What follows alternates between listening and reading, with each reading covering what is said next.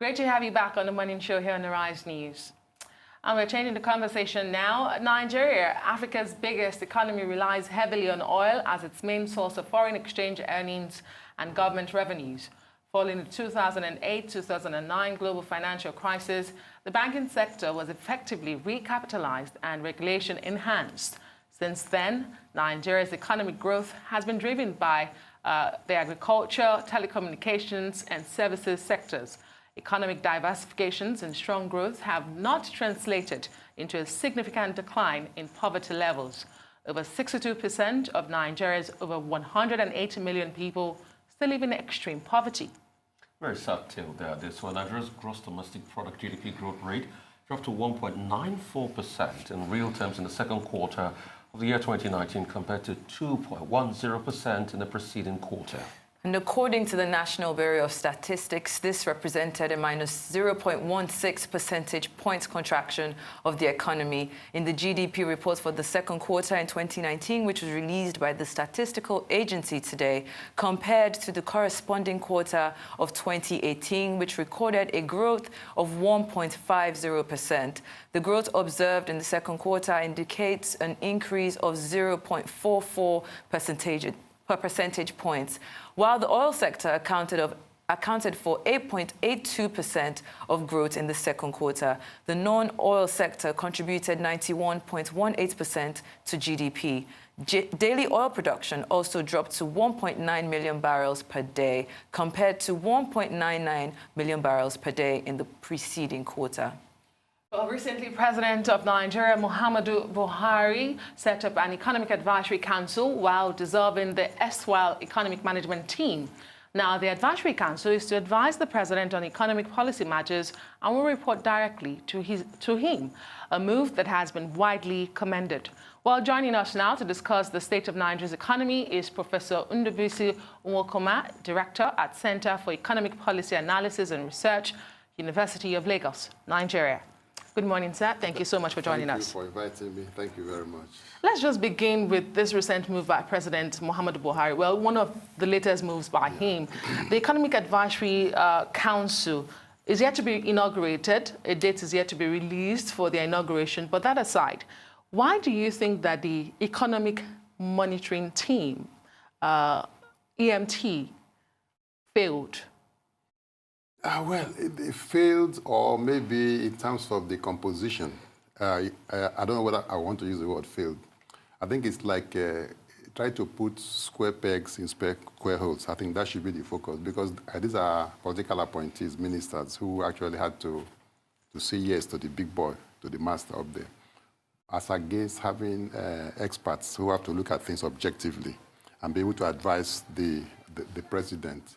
I think so. That basically is the difference. So if you have ministers of finance or the central bank governor who are basically appointees of Mr. President, most of the time they will want to play along, most of the time, as against outsiders who have to now tell him objectively, and he has the right to say yes or no. So I think it's just a matter of putting the round pegs in round holes, this time around. That basically is how I look at it. And the follow-up to this is, what makes the Economic Advisory Council the beacon of hope everybody has described it to be? Because we still have the National Economic Council, statutory, headed by the Vice President, yes, which has all these cabinet members as well. Yeah. Is this a case of too many cooks spoil the broth, because they are all going to be advising the President? No, not quite, because when it comes to policy direction, the EAC will do that. Say, this is the way we are going to Marina, going through Third Mainland Bridge. That's the way we ought to go. Then how we go through that process, now the other committee under the VP will now handle that. So basically, direction,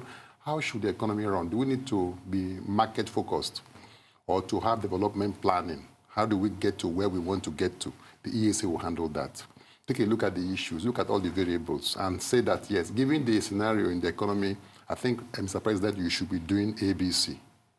Then how you now get it done, the VP will not be there with the governors and say, now, we are going to Marina, and, and we are now in Agege. How do we get there? And we've been told that the best way, by Google Map or whatever, is going through Third Mainland. So the EAC will tell you how to go, the direction, and where to now get there will not be the other.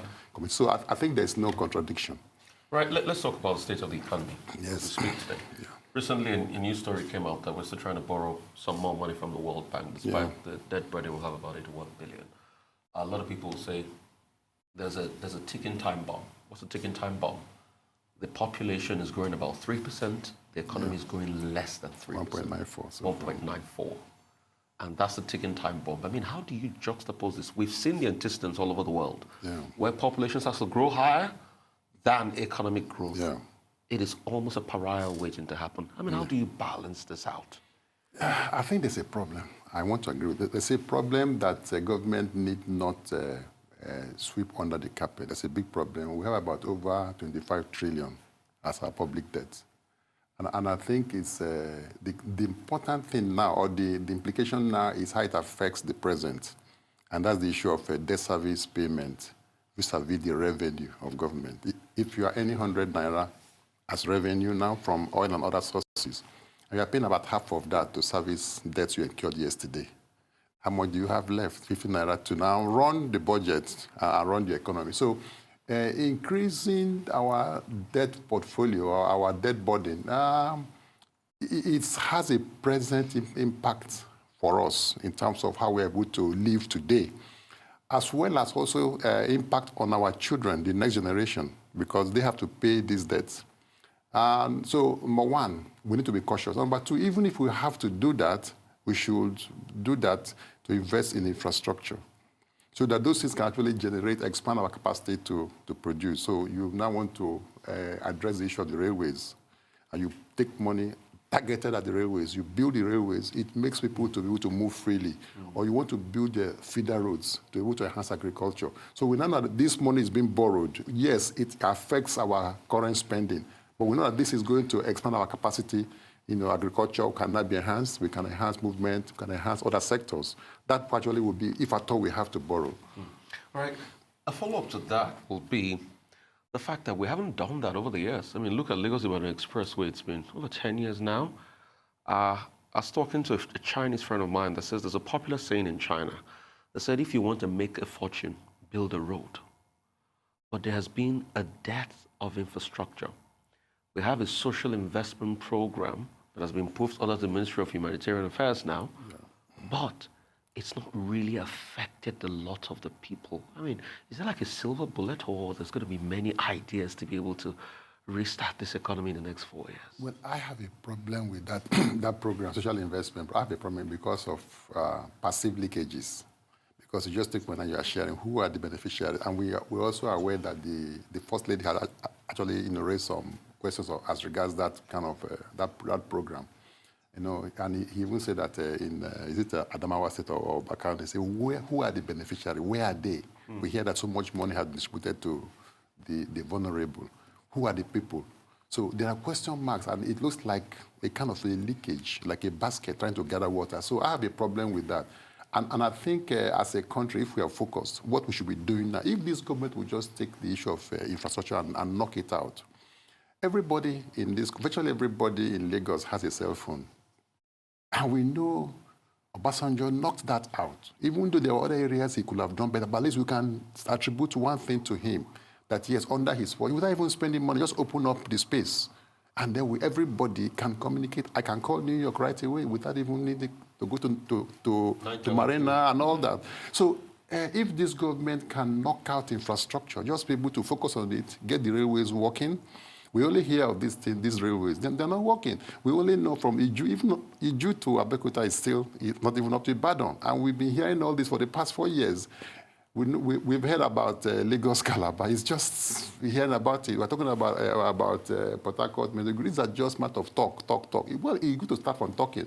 But I think this government should think of posterity. If they can knock out infrastructure, which I don't think they are doing well at, but they are talking about it, but being able to really do something substantial, I think I really have my question. So the government needs to, if they must borrow or if they must have a focus, it must be able to focus on one thing. And I think, like they have said, they should focus on having this infrastructure developed appropriately to be able to enhance economic growth.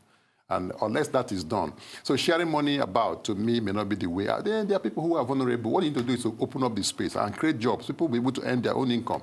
If you give people 5,000 today, tomorrow he will come for another 5,000. Prof, some will argue with you and say, it worked in Brazil. Bolsa Familia brought 20 million people out of poverty. How? It was this same money? Cash transfer.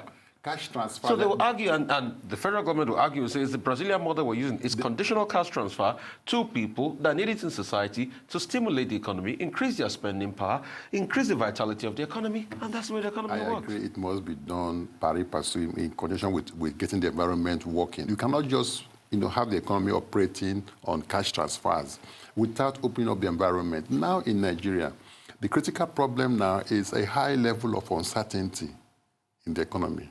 High level of uncertainty. Look at the stock market, it's always crashing. People are pulling out their money from because people are not sure where you are going. So if you just say cash transfer without being able to open up the economy, let businesses thrive. Let it be possible for even those at that lower level to be able to buy and sell. Be able to have, if income is not there, people don't have money to be able to get to enhance consumer demand. And then you just transfer money. They will just consume, but enhance also the capacity to get involved in production while you are still doing your cash transfer. So not doing the cash transfer in isolation is my question, is my problem. But you can do that, but at the same time, more importantly, be able to create an environment where the economy can thrive.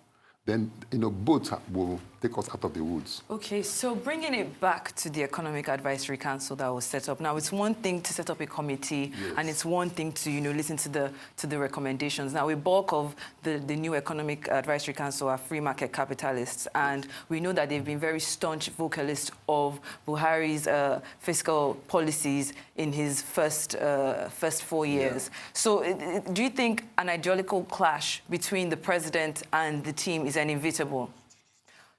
Yes. Okay. We'll take a short break, sir. Okay. And then we'll come back and have this. Okay. Okay. Going on a break. We'll be right back.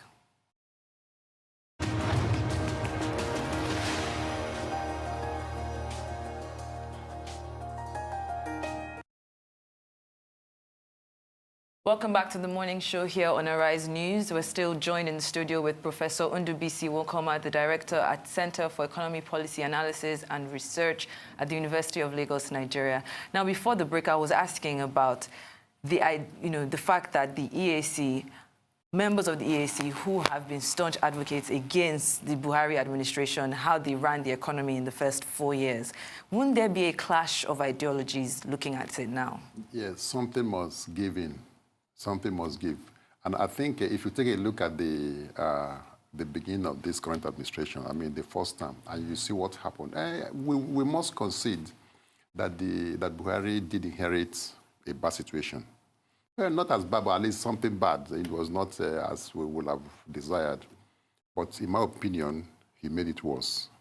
Why? Because of policy direction. When you want to run the economy on a command and control posture, you want to go by price control. The exchange rate was more or less kept static for a long time, in spite of all the facts on the ground that you needed to allow it to find its level. And it was kept on. And, when you have a regulation of prices, you automatically, unknown to you, create a strong parallel market, which happened for foreign exchange. And at a point, we had it up to about 520 Naira to $1. It was because of government policy position. They didn't want to. It was like defending the flag. You keep the dollar. Say we must defend the exchange rate, and that's so you create. By so doing, only people could access that official market, and then unknown to you, you are creating a very strong parallel market. I'm talking about because I want to talk about policy and strategy. Yes. Let's talk about the economics of border closure that Nigeria has embarked upon. The president says this is to check smuggling. Yes. The CBN governor yesterday came out and said, this is working better than my threat of closing bank accounts of those related to these activities.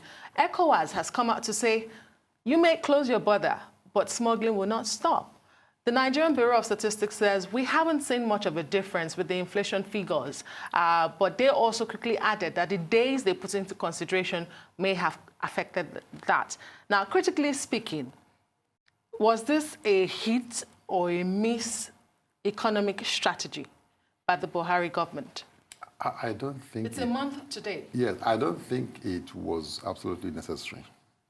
Yeah, because you look at the ECOWAS sub-region, many firms in Nigeria produce for that market, manufacturing firms in Nigeria, they produce and go through the border, through land transport. Apart from the petty traders that actually, but the major institutions that actually produce. And suddenly closing the border, in my opinion, actually was counterproductive. Yes, smuggling is a problem, but you should address the issue of smuggling. Not only southern border, even in the northern border of, up north there, it's even worse. All this issue of arms being coming in, people from Libya, like we are told, and all the issue of banditry and all that. So the borders have been porous, not only in the south, but also in the north. So to be able to address the problem and what are the factors that are causing this problem, there's so much connivance in the customs, like we hear. And it's not just closing the border that will solve that problem. So you can close the border and the smuggling will still go on. What government should have done is to study the problem better and know what is the better approach to address it than just closing the border, which is a bit arbitrary and a bit mechanical, which will tend to give you an impression that the problem is being solved. But it's like you are closing the official routes. There are other things that you are going to lead to a boom in the other underground economy. And you can see that you may really have actually solved much. And for those who transact officially through the normal channel, they would have their businesses affected. And some of the goods that go through this, some of these petty traders, they buy and sell perishable items. For the first 28 days of, like we are told, thing will last, we've had quite some losses, but these users, men and women. So I think an arbitrary mechanical closure may not be the solution. They could have done that after doing the proper analysis, and then kind of be multi-pronged approach. Issue of smuggling, what are the loopholes, what are the border control, and then people cannot trade, with this mechanism put in place. I wanted to give a rebuttal to, the last question about monetary policy and follow up with also this line of thought. I mean, a lot of people in defense of the administration will say the reason why the president didn't allow the currency float, as was touted by many people, was when you go back to 86. We had this same palaver in 86, January of 86. What happened? They said, okay, we'll float the naira. When we float the naira, give or take, it will be about 3 naira to the $1 US. But when the first float happened on the 25th of January 1986, it went as far as 7 naira to $1 US. Yeah. And since that January of 86, our economy, the currency, has never seen the light of day. It keeps on going down and down and down. A lot of people said that was the fear on the part of this administration, that if I float, that would be the lot of the currency. It will only get worse. So why did they change? So why's your rebuttal? Why are you saying, why didn't they float? No, but my point, why did they not change? They saw the reality. They could have kept it at 197 for a long time, but why did they change? The government changed because they saw that actually it was not functional. But they're still padding it. I mean, 300 It's a managed float. It's managed float, managed, yeah. But allowed to float. So but it's managed because a CBN intervenes in the market, say weekly or so, periodically, and they intervene to make sure a band is maintained. So, but if you just say 197 or 200, you just keep it there, which was what happened. And the parallel market was getting, and many people actually were buying from the parallel market, 520, 480, until they had to have a change in policy and allowed it to float to a certain extent before they were able to arrest the growing trend in the parallel market. So when government had, seen the error in their policy, they came back to, so the EAC people will tell you, say, look, supply demand, we have 10 oranges, and there are 3 and we are 4. You may likely have 2.5 each. If you have only 1 orange, it's supply and demand issue. Supply and demand, availability of foreign exchange, what are the sources? You have to look at the supply side, which is oil mainly oil, and then mainly oil, and then maybe a few trickles from exports and all that. And then look at the demand and have a multi-faceted approach where you can now be able to address the demand by saying, okay, let us buy made in Nigeria goods so that people will not need to be importing iPad or importing toothpick. Prof, we have done a lot of this in the past that We have not haven't worked. done it properly. Take, for instance, we used the Dutch auction system at some point. Yes. We had to scrap that system. Yes. So it's as if we've been going round in circles. Since 86, we've not been able to get the monetary policy right. No, I think the issue is that at every point in time, we need to understudy or see what we're doing. And if there are loopholes, identify those loopholes and block them. Not just throwing everything away wholesale. I'm going somewhere, and as I'm going, I have problems. I wouldn't throw everything. I have to find out why is my car making noise. I'm traveling. Maybe it's a tire. I change the tire, and the noise stops. So by just saying that we have problems for each of them, there's no perfect policy. And in policy making, there are trade-offs. There are trade-offs in policy. If I'm going somewhere, I want to get down fast. There could be two routes. One has bad roads, it's shorter. One has good roads, it's longer. It's a trade-off. I could now sacrifice getting late by 10 minutes, but my car is, I can travel smoothly, or being prepared to accommodate some shocks up and down. And so there's always trade-off in policy. So in policy making, macroeconomic policy, there's always trade-offs. You now want to see which trade-off, which risk can you actually accommodate.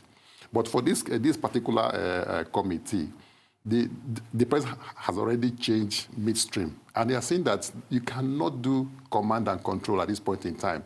You cannot fix the exchange rate or begin to fix prices for some sectors and they'll be able to get what you need. So there must be somebody giving in to the other. And very quickly, just before we go, talking about the MPC 269th meeting is on the way. What's your forecast for the outcome of this meeting? Do you see rate cuts? I think they should keep the rates the way they, because you can see a fall in inflation. It's falling. In fact, I want to commend the Central Bank of Nigeria for being the savior in the past 4 years, because the way they've been able to manage monetary policy. Even with the border closure, still a fall in inflation? No, I mean, how they've been able to manage the interest rates, and which also has other impact on other rates and even on the exchange rate too. They've been able to do a good job. And so all the missteps of fiscal policy have actually been addressed by monetary policy. So, and that's the reason why we saw a continual fall in inflation rates, which is now 11.02 or thereabouts. So yes. I think they should not lower rates so that they can maintain the gains in inflation, so that have some positive return on capital, and that will also discourage round trip in foreign exchange. Well, there's a joke that the Apex Bank governor at some time became the Minister of Agriculture, and when we didn't have a cabinet in place. Thank you so much, Professor Ndubuisi, Nwokoma, Director at Center for Economic Policy Analysis and Research at the University of Lagos, Nigeria. The School of First Choice. Please don't go there. Thank you so much for coming. Well, that brings us to the end of the show today. I am Adesua Omorwan. And I'm Rufai Hussaini from the University of Agriculture. Thank you for watching from our entire team here in Lagos.